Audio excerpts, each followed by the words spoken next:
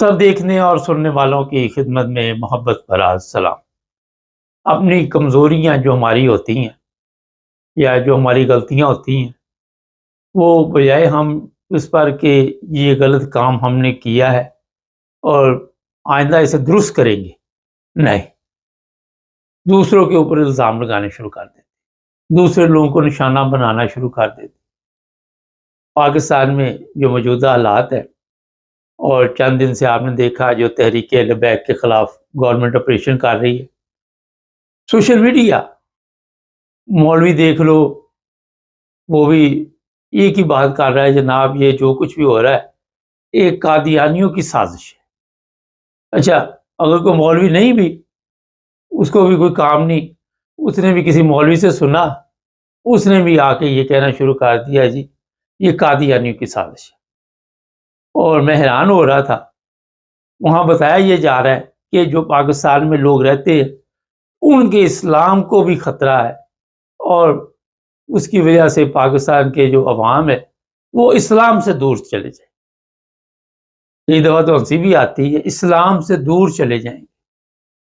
جو اسلام کے مطابق وہاں پہ لوگ زندگی گزار رہے ہیں، وہ اپنے آس پاس خود بھی نظر ڈال لیں، اپنے گریبان میں بھی جھانک کے دیکھیں، اور پھر سمجھ ان کو نہیں آئے گی وجہ یہ کہ انہوں نے اسلامی تعلیمات سیکھی نہیں۔ میں آج ایک صاحب کی تقریر دیکھ رہا تھا، سوشل میڈیا پہ وہ لگے ہوئے تھے، یہ جی جمعہ جو ہے پنڈی میں فلاں مسجد میں پڑھنے نہیں دیا گیا، وہاں پہ اذان نہیں ہوئی، پھر فلاں مسجد کو سیل کر دیا گیا، لاہور میں مساجد کو سیل کیا گیا، اور اسی طرح آج کل سب سے زیادہ شور ہے کہ مساجد جو ہیں وہ بند کی جا رہی ہیں اور اللہ کے رسول کے نام سے روکا جا رہا لوگ۔ یہ حالات کیوں پیدا ہوئے؟ اگر تو واقعی وہاں پہ جس مسجد میں یا جس مسجد کا یہ ذکر کر رہے ہیں وہاں پہ اللہ اور اللہ کے رسول کا نام لیا جا رہا تھا، تو میرا نہیں خیال کوئی پھر وہاں پہ گورنمنٹ نے دخل اندازی کی ہے۔ جب اس کے بارے میں تحقیقات کی، پتہ کیا، پتہ چلا جناب وہاں پہ فتنہ اور فساد کے لیے کوئی نہ کوئی پراپیگنڈا ہوتا تھا، کوئی نہ کوئی ایسے حالات تھے جس کی وجہ سے گورنمنٹ کو مساجد بند کرنی۔ یہ تو گورنمنٹ نے مسجدیں بند کی، دیکھیں جو طریقے لبیک کے کہنے پہ مساجد بند کی ہوئی ہیں وہاں پہ اللہ اور اللہ کے رسول کا نام لیا جاتا۔ پھر پرانی تقریریں لگائی جا رہی ہے بار بار، کبھی نواز شریف کی، کبھی رانا ثناء اللہ کا بیان، اور اس میں دوبارہ لوگوں کو اکسایا جا رہا ہے کہ یہ دیکھیں جناب نواز شریف احمدیوں کے بارے میں کیا بیان دیتا تھا، رانا ثناء اللہ کے بیان چلائے جا رہے، وہ اس کے بھی بیانات آپ نے سنے ہوں گے۔ اس کا کہنا تھا کہ احمدی جو ہے وہ بھی مسلمان ہے، وہ بھی نماز پڑھتے ہیں، وہ بھی کلمہ پڑھتے ہیں، وہ بھی عبادت کرتے ہیں اللہ کی، مگر پھر وہاں پہ آ کے یہ بتایا جاتا تھا نہیں جناب وہ ختم نبوت پہ یقین نہیں رکھتے، اس لیے یہ جو دوسرے لوگ ہیں وہ پراپیگنڈا پہ شروع کر دیتے۔ پھر جھوٹ کا یہ حال ہے کہ وہاں پہ بتایا جاتا ہے کہ وہ نبی پاک صلی اللہ علیہ وسلم کو مانتے ہی نہیں ہیں، کئی لوگ تو یہاں تک پہنچ چکے ہیں۔ یہ حالت ہے عوام کی جو آپ نے کی، جس اسلام کی آپ باتیں کر رہے ہیں، اس میں سب سے پہلا تو جو ہے جھوٹ ہے کہ آپ جھوٹ بول کے لوگوں کو گمراہ کر لیں۔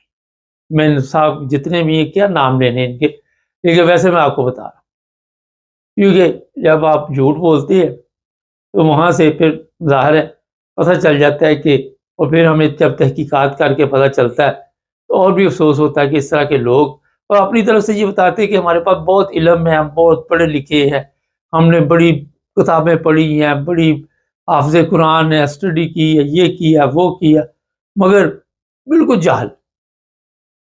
وجہ اس کی پوچھے، جب آپ نے اتنا کچھ پڑھنے کے باوجود بھی باتیں وہ کرنی ہے جس سے فتنہ اور فساد اور جھوٹ، اس کے علاوہ کچھ نہیں، دھوکہ، فریب اور کوئی چیز نہیں نظر آتی۔ اب تھوڑا سا اسلامی ملک کی طرف آ جاتے، پاکستان کی طرف۔ 50 سال سے آپ نے احمدیوں کے لیے وہاں پہ مشکلات کھڑی کی، چلو جی مان لیا، آپ نے کہا جناب یہ کافر ہیں، اس کے بعد ان کی اذانیں بند کی، ان کی نماز بند کرنے کی کوشش کی، ان کی قبروں کو نقصان پہنچایا، مساجد کو نقصان پہنچایا، ہر چیز کی.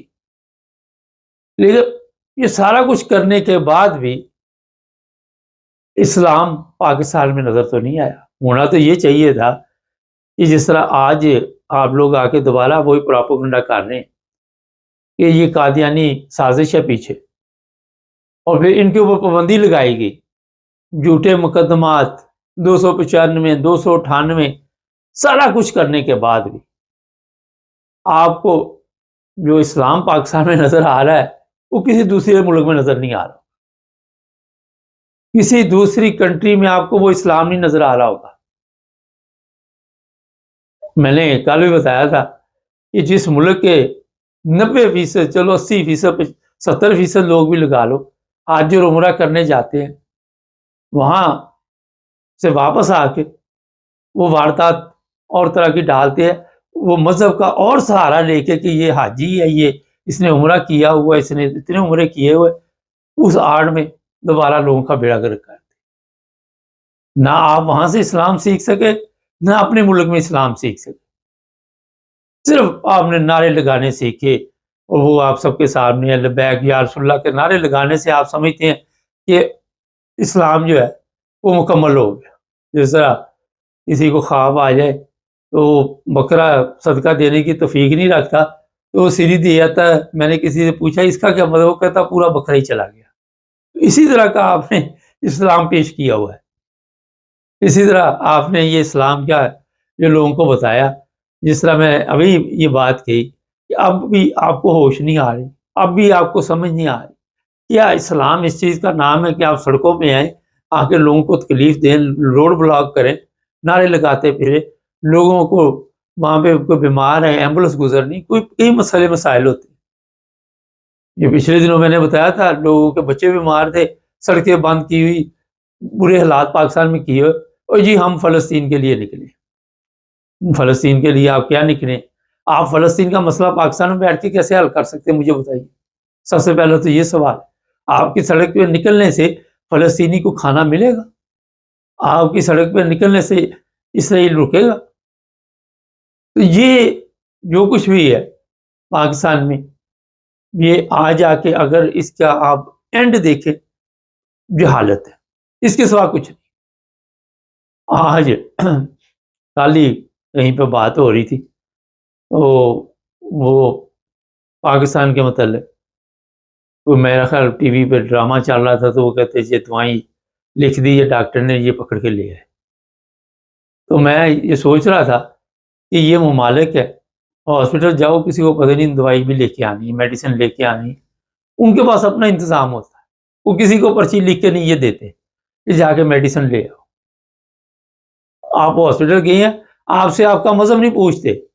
ایک صاحب تھے وہ اس پہ بحث کر رہے تھے کہ احمدی جو ہے ان کا علاج کرنا چاہیے، ان کے ساتھ لین دین رکھنا چاہیے، اور کوئی چیزیں نہیں ان کے پاس. آپس میں آپ نے جو آپس میں ایک دوسرے کا علاج کر رہے اس کے کیا رزلٹ نکل رہے. یہ حالات بنے ہوئے پاکستان کے. پچھلے دنوں کئی ویڈیو اس طرح کی چلی کہ ربوہ جو ہاسپٹل ہے، فضل عمر ہاسپٹل، وہاں پہ لوگ علاج کے لیے جاتے ہیں، وہ پوچھتے نہیں آپ کا مذہب کیا ہے. ایک سرگودے سے بندہ گیا، وہ کہنے لگا میرا بچہ بچنا ہی نہیں تھا، کسی نے کہا اسے ربوہ لے جاؤ، کہتا میں لے گیا تو وہاں پہ وہ ٹھیک ہو گیا. اس دن کئی لوگ وہاں پہ آپ کے علماء کیا کہتے ہیں کہ خالص دوائی لینی ہو تو ربوہ چلے جاؤ. آپ ان پہ اوپر تو آپ نے پابندی لگائی ہوئی، خالص دوائی بھی آپ کو وہاں سے ملتی ہے، صحت مند بھی آپ وہاں سے ہو کے آتے ہیں. اپنے جو دوسرے ہاسپٹل ہے وہاں پہ آپ کو اعتماد بھی نہیں ہے، جو وہاں پہ سروس ملتی ہے وہ بھی میرا خیال ہے کہ کسی سے چھپی ہوئی نہیں ہے، جو وہاں کے حالات. تو یہ ایک جو ذہن میں آپ کی چیز بیٹھی ہوئی ہے وہ میرا خیال ہے کہ اس وقت تک نہیں جائے گی جب تک آپ ہوش سے ناخن نہیں لیں گے، عقل سے کام نہیں لیں گے. جب تک معدے سے کام لیتے رہتے، یہ علماء ہمارے اکثر معدے سے کام لیتے ہیں نا، کھانے پینے حلوے شلوے کے چکر میں ہوتے ہیں. جو اگر خوراک اچھی جائے گی تو وہ پھر کوئی تقریر شکریر کر لیتے ہیں، ان کو پتہ ہوتا ہے، پھر پہلے ریٹ مقرر کیے جاتے. میں 30,000 لوں گا، پیٹرول مہنگا ہو گیا، یہ مہنگا ہو گیا، وہ مہنگا ہو گیا، اس کے بعد وہ وہاں پہ جاتے ہیں۔ اب یہ لوگ کیا آپ کو اسلام سکھا سکتے ہیں؟ جن کو اپنے پیٹ کی فکر ہو، جن کو اس چیز کی فکر ہو کہ ہمارا جناب ماشاء اللہ کے ساتھ تعلق ہے، پیسہ آئے گا، اس سے پھر ہم آ کے آپ کو نماز بھی پڑھا دیں گے، جنازہ بھی، نکاح بھی، یہ سارا کچھ پیسے کے چکر میں، لالچ میں ہو رہا تھا۔ ان علماء نے یا عام پبلک نے کوئی چیز نہیں سیکھی۔ اگر 50 سال میں آپ اپنے ملک میں احمدیوں کے اوپر پابندی لگانے کے بعد بھی یہ اسلام لے کے آئے ہیں تو میرا خیال ہے اس سے شرم سے ڈوب مرنے کا مقام ہے، اور کوئی چیز نہیں آپ کو میں بتاؤں۔ اور جو لوگ یہ سوشل میڈیا پہ آتے، کبھی خود بھی غور کرے، کبھی سوچے کہ یہ جو آ کے آپ روزانہ کوئی نہ کوئی کہانی بیان کرتے ہیں، اس سے آپ نے کبھی یہ دیکھا کہ اسلام کو کیا فائدہ ہو رہا ہے؟ آپ دوسروں کے خلاف آ کے بتائیں گے۔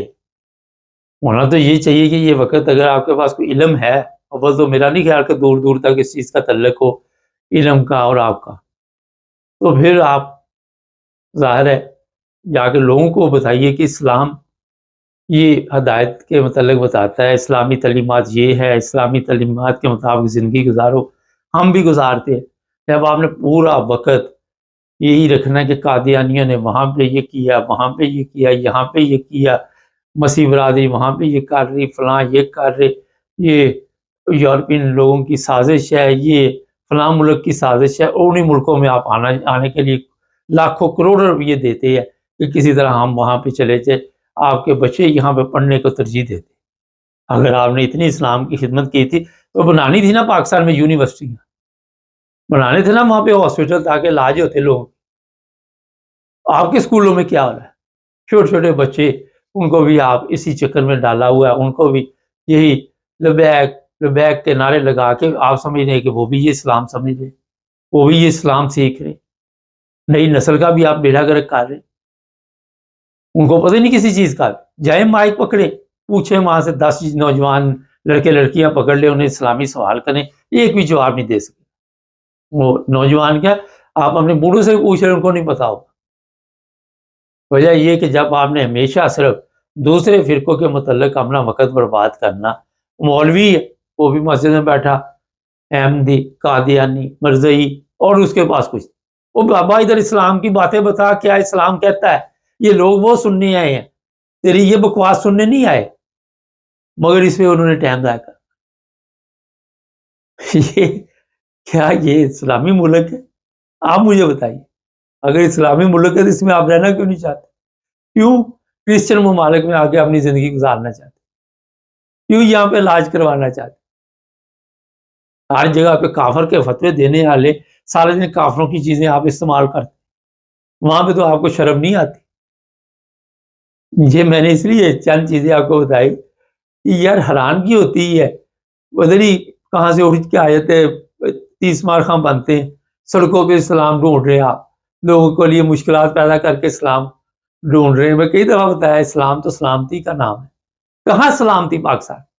پولیس والا وہ جوتے مار رہا ہے، جس کے پاس طاقت ہے وہ جوتے مار رہا ہے، حکمران آپ کو روزانہ اینٹی پروگرام چلتا ہے۔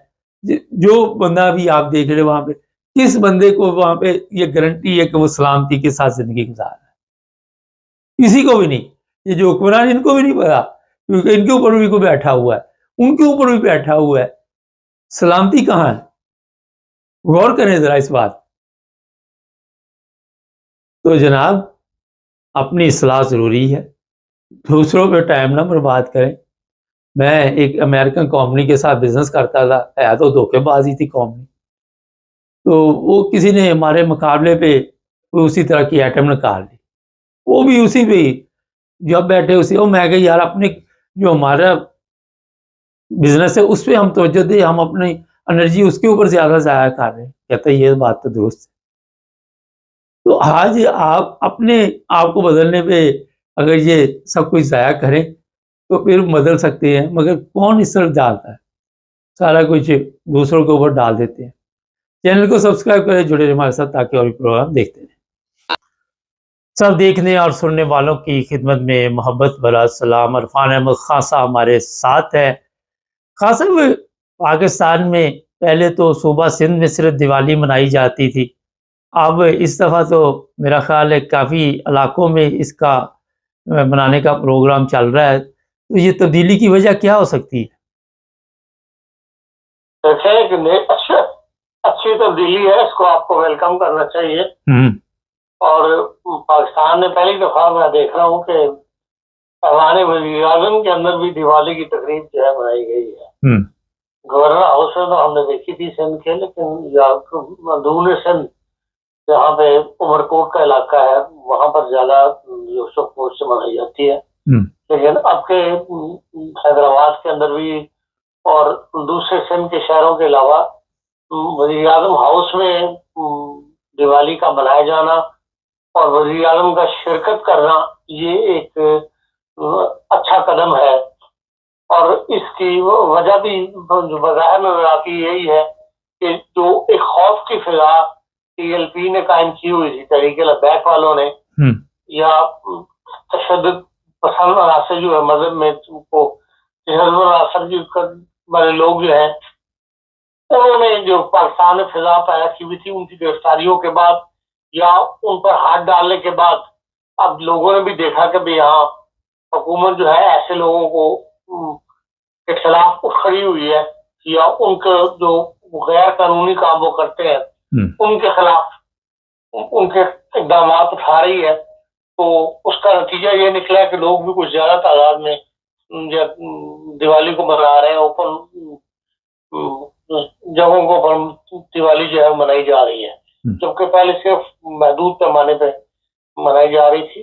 اور یقیناً اگر آپ حکومت ایسے اقدامات اٹھائے جس میں شرپسند ناظر یا مذہبی طور پر جو تنگ نظر لوگ ہیں ان کے خلاف اقدامات اٹھائے جائیں تو پھر معاشرے کے اندر یقیناً لوگوں میں ایک خوف کی فضا ختم ہوگی اور معاشرہ زیادہ کھلنا شروع ہو جائے گا اور لوگوں کا آپس میں ملنے جلنا جو ہے وہ بڑھ جائے گا۔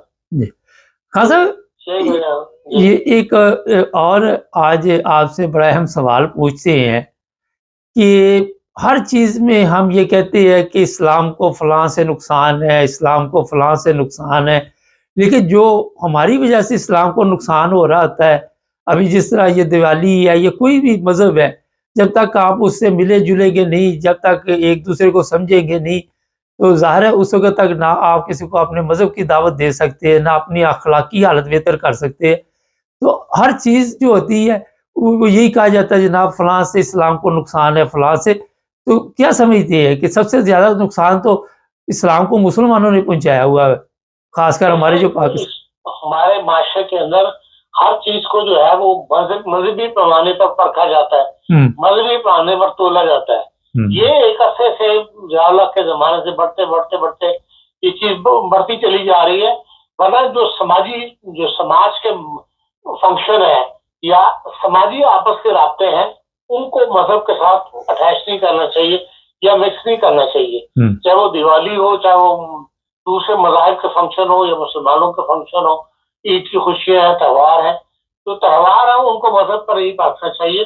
لیکن مصیبت ساری یہ ہو گئی ہے کہ پاکستان میں ہر تہوار یا ہر خوشی کا جو موقع ہے اس کے اندر مذہبی عناصر جو ہے وہ داخل ہو جاتے ہیں اور وہ اپنی چلانی شروع کر دیتے ہیں، اپنی تشریحات پیش کرنی شروع کر دیتے ہیں۔ جیسا کہ آپ دیکھتے ہیں کہ بسنت کا تہوار جو ہے لاہور کا ایک مشہور تہوار تھا وہ بھی ختم ہو گیا ہے بالکل انہیں واقعے سے۔ میراتھن ریس وغیرہ جو ہے وہ نہیں ہو سکتی، وہاں بھی مذہب والے بیچ میں آ جاتے ہیں۔ تو اس لیے دیوالی بھی ایک سماجی فنکشن ہے یا سماجی تہوار ہے، اور ایسے تمام تہوار جو ہیں ان کو پہلے سے بڑھ کر منعقد کرنا چاہیے تاکہ پاکستان کی فضا تھوڑی اوپن ہو۔ جیسا کہ پنجاب کا وہ جو فیسٹیول ہوتا تھا جس میں گھوڑے وغیرہ بھی ناچتے تھے، خاص مخصوص اس کا نام تھا پنجاب فیسٹیول یا لاہور فیسٹیول، اس طرح سے لاہور اسٹیڈیم کا زیادہ کرتا ہے وہ، تو اس کا وہ بھی ختم ہو کے رہ گیا ہوا ہے۔ ایسی چیزوں کو اگر زیادہ تعداد میں دوبارہ سے شروع کر دیا جائے تو لازمی اس کا نتیجہ بہتر نکلے گا، اور یہ مذہب اور سماج کو مکس کیا جا رہا ہے وہ اس میں دوبارہ دوریاں پیدا ہو جائیں گی۔ حضرت یہ جو آج پاکستان میں تبدیلی کا آغاز ہوا ہے، آپ سمجھتے ہیں کہ گورنمنٹ اس میں کامیاب رہے گی؟ کیونکہ کچھ لوگ مختلف پوسٹیں لگا کے مختلف طریقے کے ساتھ دھمکیاں بھی دے رہے ہیں اور کوشش کر رہے ہیں کہ دوبارہ حالات خراب کیے جائے. اور ایک خان صاحب نے بڑی اچھی بات کی کہ کوئی خوشی کا موقع تو اسے خوشی کے طور پہ منایا جائے. ہمارے وہاں پہ یہ ہوتا ہے کہ خوشی کے موقع کو غمی میں تبدیل کر دیا جاتا ہے. کوئی نہ کوئی ایسا ڈرامہ وہاں پہ چلتا ہے اور بتایا یہ جاتا ہے کہ اپنی طرف سے ہم بہت 30 مار خاں بن رہے ہوتے ہیں. تو خان صاحب یہ پہلے سوال کا ذرا جواب دیں. دیکھیں، ایک تو یہ کہ یہ آغاز نہیں ہے، یہ ایک قدم اٹھایا حکومت نے.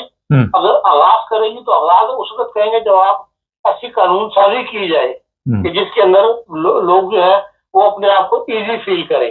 ابھی تو بہت سے ایسے قوانین جو ہے ان ملاؤں کے پریشر میں آ کے حکومت نے بنا دیے ہوئے ہیں، جس سے یہ ہے کہ معاشرے کے اندر خوف کی فضا جو ہے، لوگ ایک دوسرے کو فالو کرتے ہیں کہ بھئی ایسے مقدمات بنا دیتے ہیں، فوری طور پہ جا کے ایف آئی آر درج کروا دیتے ہیں.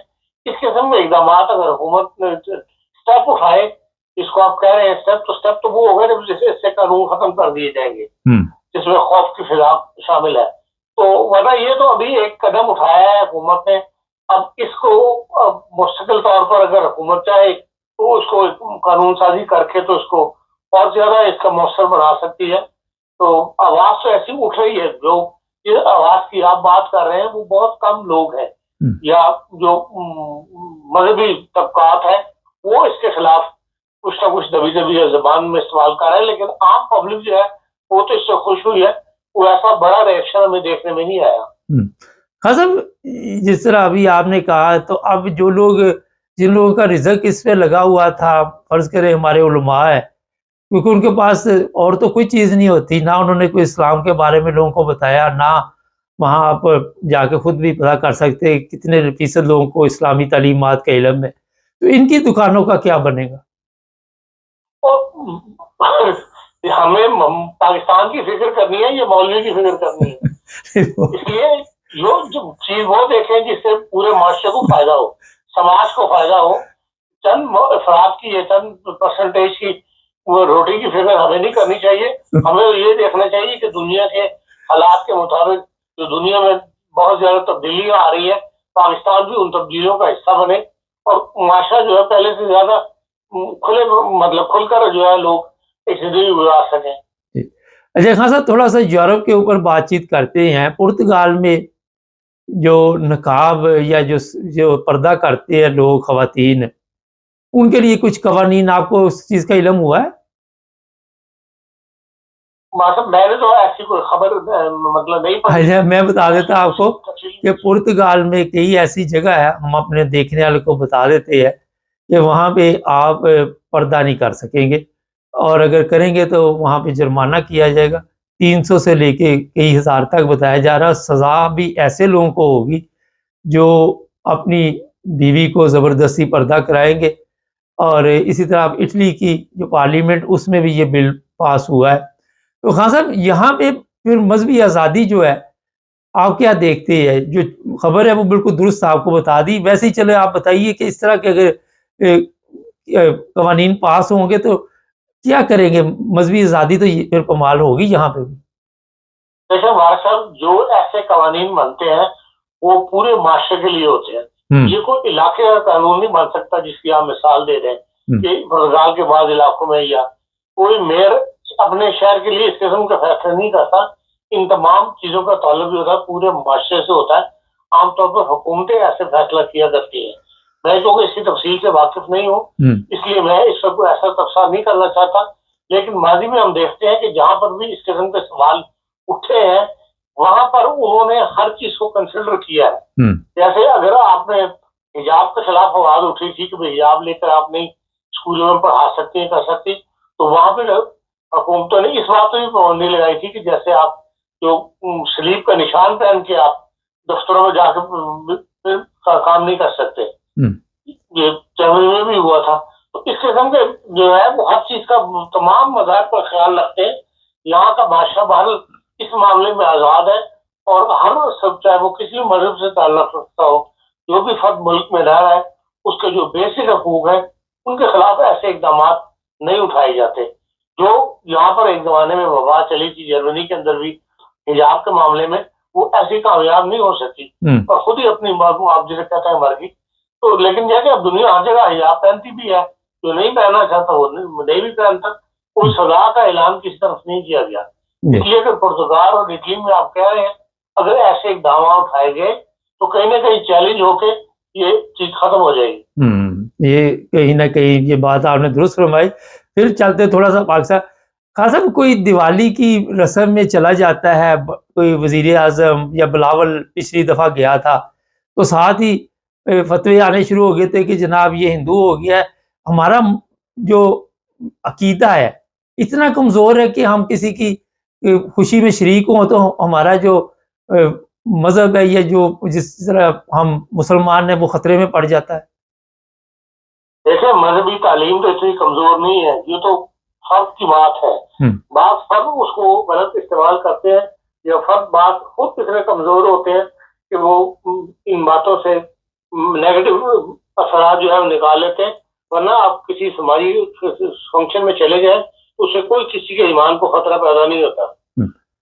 بلکہ بلاول صاحب نے زیادہ کھل کے بات کی ہے. انہوں نے تو کہا کہ بھائی جو دیوالی کا یہ ہے دیے جلانا ہے یہ روشنی ہمیشہ تاریکی پر غالب آتی ہے، اور انہوں نے اس کو دیے جلانے کو ان معنوں میں لیا ہے کہ بھئی یہ ایک روشنی کی مثال ہے اور روشنی ہمیشہ تاریکی پر غالب آتی ہے. جو پاکستان کے اندر چل رہا ہے معاملہ جس میں تاریکی زیادہ ہے، لوگوں کے اٹھنا بیٹھنا جو مشکل کیا جا رہا ہے، تو وہ انہوں نے اس دیوالی کو ان معنوں میں بھی پیش کیا ہے کہ بھئی جو روشنی دیے جلانے کی جو رسم ہے وہ مال تاریخی سے بہتر ہے اور یہ عام ہونی چاہیے.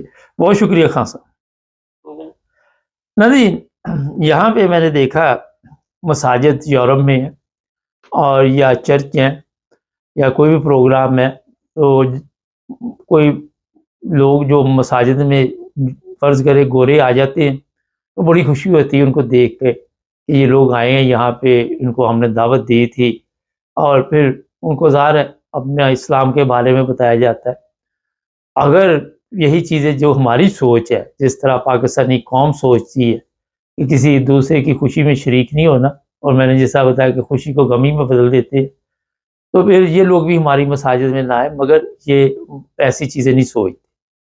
تو اتنا اپنے آپ کو کمزور نہ سمجھیں کہ کسی کی دیوالی پہ چلے گئے یا کسی کی بیساکھی پہ چلے گئے یا کسی جگہ پہ چلے گئے، کسی نے آپ کو دعوت دے دی تو وہاں جا کے آپ سمجھیں کہ آپ جس مذہب سے تعلق رکھتے ہیں اب اس کو خطرہ ہو گیا، یا اس کو اس کا مطلب پھر آپ کے اندر اتنا مضبوط یا اتنا آپ مذہب کے مطابق مضبوطی سے چل بھی نہیں رہے. تو اپنے آپ کو مضبوط رکھنا پڑتا ہے. آپ ہر ایک سے ملے، ہر ایک پہ جائے. ہمیں یہاں ایک عرصہ ہو گیا، 40 سال ہو گئے. خاصا تو میرے سے پہلے کے یہاں سے یہاں پہ اکثر خواتین مرد جو ہوتے ہیں وہ یہ اسٹیشن جو ہوتے ہیں وہاں پہ کچھ کتابیں وغیرہ لے کے کھڑے ہوتے ہیں، وہ دعوت دیتے ہیں اپنے جو بھی ان کا مذہب ہے، مسیح برادری سے تعلق رکھتے، کرسچن برادری. لیکن ہمارے اوپر کبھی اثر نہیں ہوا. ہم ان سے ملتے بھی ہیں. مجھے یاد ہے کئی سال پہلے وہ لوگ ہمارے گھر بھی آئے، انہوں نے دعوت بھی دی، ہم نے ان کی بات بھی سنی. اس کا کوئی حرج نہیں ہوتا. چینل کو سبسکرائب کریں، جڑے رہیں ہمارے ساتھ تاکہ اور بھی پروگرام دیکھتے رہیں. سب دیکھنے اور سننے والوں کی خدمت میں محبت بھرا سلام.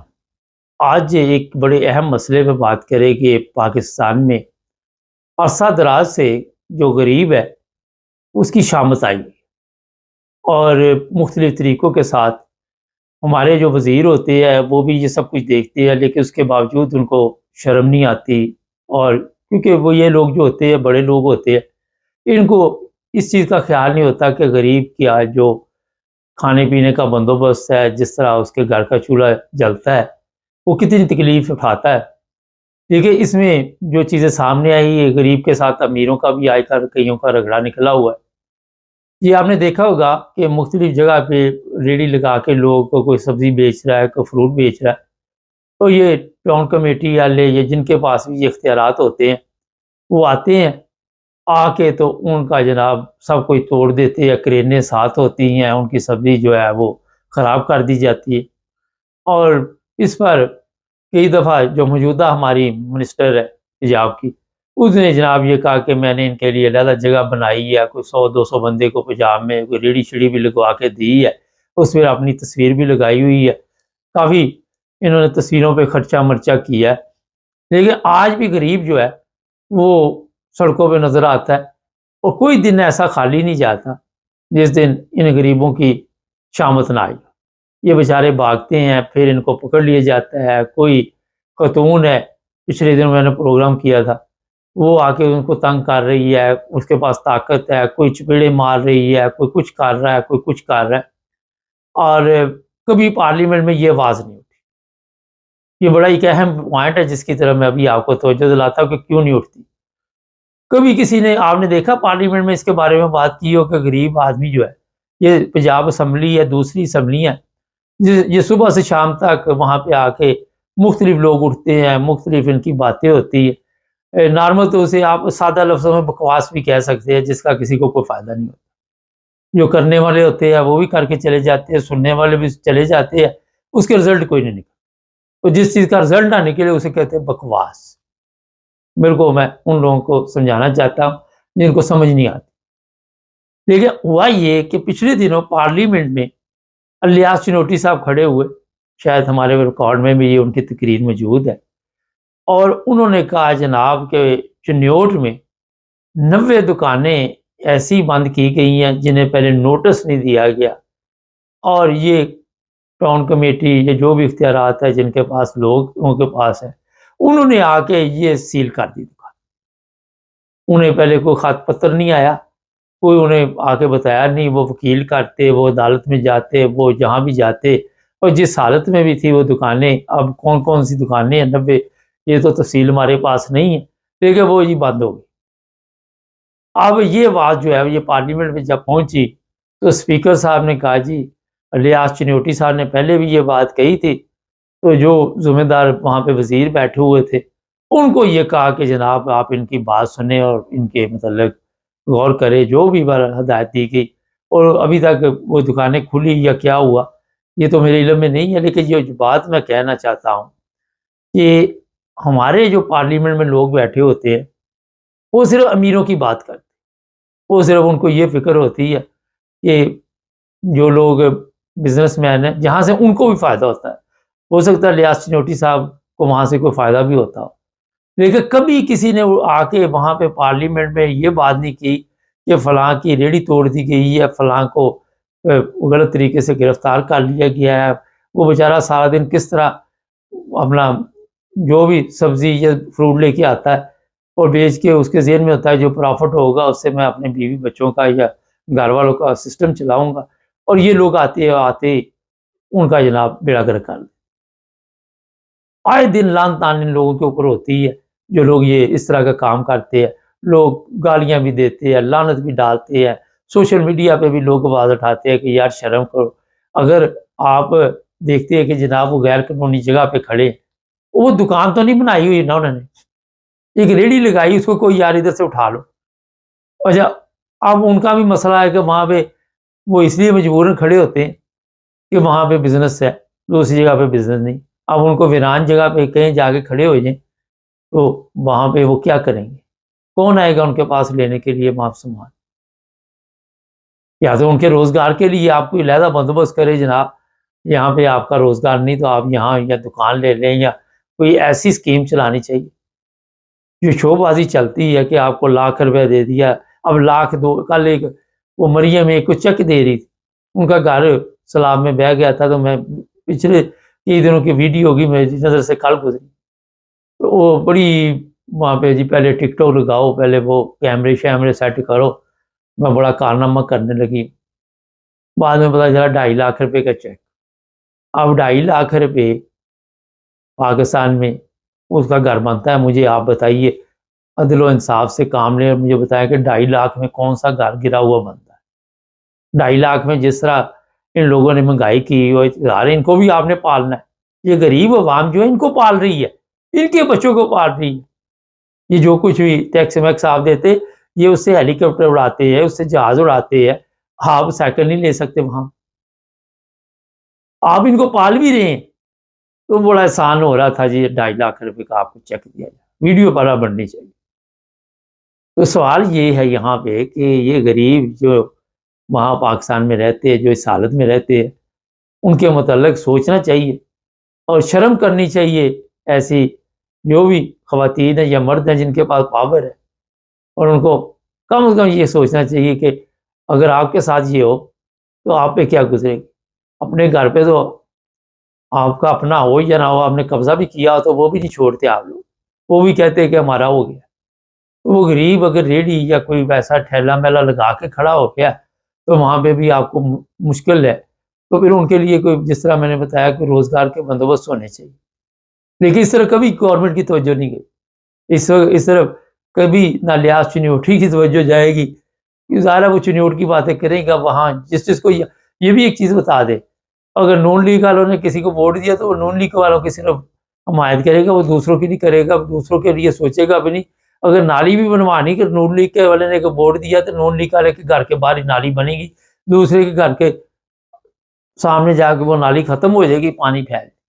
یہ سوچ ہے اس ملک کے حکمرانوں کی جو پارلیمنٹ میں پہنچ، یہ سوچ ہے ان لوگوں کی جو کہتے تو یہ ہے کہ ہم عوام کے منتخب نمائندے ہیں، مگر وہاں پہ کن لوگوں کی وہ حمایت کرتے، کو مدد بھی کرنی ہے، وہ زکوٰۃ بھی دینی ہے، تو وہاں بھی دیکھنا کہ انہوں نے ووٹ دیا، وہاں پہ یہ نہیں دیکھنا کہ اللہ کا حکم کیا ہے اور اللہ کے رسول کا حکم کیا، وہاں پہ بھی اپنے مفادات کو مد نظر رکھتے ہوئے انہوں نے وہاں پہ ان لوگوں کی مدد کرنی جنہوں نے ان کی مدد کی، جنہوں نے ان کے خلاف کی ہوگی ان کی مدد بھی نہیں کرنی، ان کے اوپر 2-4 پرچے بھی ڈال دینے ہیں، اگر کہیں موقع ملا تو وہ بھی نہیں جانے، اگر وہ نہیں تو پولیس اسٹیشن بلا کے ان کی تسدید کر دینی ہے، گالیاں نکال دینی ہے۔ یہ ابھی بھی واقعہ چل رہا ہے، روزانہ چلتے ہیں، ایک کیا روزانہ کئی چلتے ہیں۔ کل موڑ وہ اپنا جی ٹی روڈ پہ کسی بائک والے کو پولیس والا تھا، وہ گالیاں نکال رہا تھا، کوئی ایس ایچ او ہے وہ اپنے کمرے میں بلا کے کسی ٹک ٹاکر کو گالیاں نکال رہا ہے، کوئی خواتین کو مار رہا ہے، کوئی خواتین کو ننگا کر رہا ہے، کوئی کچھ۔ لیکن جو پارلیمنٹ میں لوگ بیٹھے ہوئے ہیں وہ وہاں پہ کیا کر رہے ہیں وہ میں نے آپ کو پہلے بتا دیا، جس کے کوئی رزلٹ نہیں نکلتے اسے بکواس کہتے ہیں۔ تو جناب یہ غریب عوام کا خون چوس کر جو آپ کو پالتی بھی ہے، آپ کے بچوں کو بھی پالتی ہے، اس کے ساتھ آپ یہ سلوک کرتے ہیں، اور باقی لوگ بد دعائیں دیتے ہیں، اتنی بد دعائیں اثر کرتی ہوتی، یہ دعائیں اثر کرتی ہوتی تو ملک کی حالت ٹھیک ہو جاتی۔ لیکن میرا خیال ہے ان چیزوں کا بھی ہمارے ملک سے دور دور تک ابھی تک لینا دینا نہیں، اور نہ ہی وہاں پہ کوئی رزلٹ نکل رہے ہیں۔ اگر اتنے اچھے رزلٹ نکل رہے ہوتے تو جتنی ظالم وہاں پہ بیٹھے ہوئے ہیں، ایک آدھا کیس آ جاتا تو وہاں پہ بس سوشل میڈیا پہ کھلبلی مچ جاتی۔ اب ایک آدھا تو ہونا ہی ہونا کچھ نہ کچھ، تو وہاں پہ جو فلاں کی بد دعا لاگے، اس نے یہ کیا تھا، اس نے وہ کیا تھا، جو ملک کا 75 سال سے بیڑا گرک کر دیا، اس میں تو فرق کوئی نہیں پڑا۔ اگر کوئی مر بھی گیا بد دعا میں، غرق ہو بھی گیا، مگر عوام تو بیچاری ویسے کی ویسی زندگی گزار رہی۔ تو پریکٹیکل چیزیں جو ہوتی ہے اس پر دھیان دینا چاہیے۔ یہاں یورپ میں لوگ دعائیں نہیں کرتے، کام کرتے ہیں ملک کے لیے، اپنے شہروں کے لیے، اپنے جو بھی یہاں کے لوکل ہوتی ہے کونسل وغیرہ، وہ اس طرح توجہ دیتی ہے کہ اپنے گلی محلے کس طرح صاف ستھرے رکھیں۔ یہاں پہ جا کے وہ کہے نہیں کہتے اس کو بد دعائیں دیتے رہو، اس کو دعائیں دیتے رہو۔ کام کرنا ایسے ہوتا ہے، بیٹھے بیٹھے یہ نہیں ہوتا کہ آپ دعا کرتے تو کھانا اندر آ جائے گا، ساتھ ہمت بھی کرنی پڑتی ہے، اپنے آپ کو بھی بدلنا پڑتا ہے، پھر دعائیں قبول ہوتی ہیں۔ چینل کو سبسکرائب کریں، جڑے رہیں ہمارے ساتھ تاکہ اور پروگرام دیکھتے